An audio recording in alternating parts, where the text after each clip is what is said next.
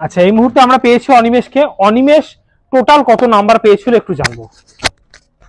আমি মাধ্যমিক 2024-এ 654 পেয়েছি টোটাল, আর ভূগোলে পেয়েছি 91।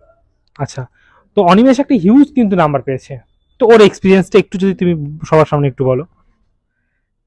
আমার এক্সপিরিয়েন্স ভালো, মানে আরো আশা করেছিলাম।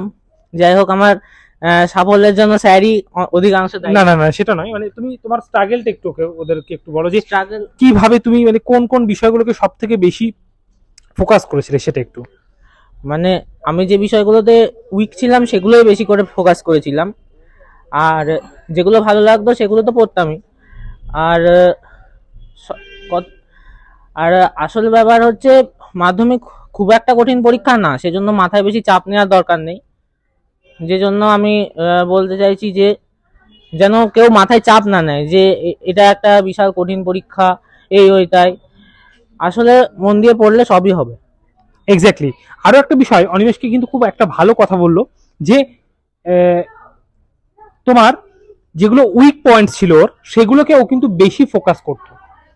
ঠিক আছে, উইক পয়েন্টগুলো মানুষের যেগুলো থাকে সেগুলোকে মানুষের কিন্তু আরো বেশি রিকভার করা দরকার। ঠিক আছে, তোমার যেগুলো ভালো দিক রয়েছে সেগুলো তো আছেই, ঠিক আছে, উইক পয়েন্টগুলোকে কিন্তু আরো বেশি রিকভার করা দরকার। তো যাই হোক, তো অনিমেষকে আমি আমার তরফ থেকে ছোট্ট কিছু পুরস্কার আমি দেব অনিমেষকে।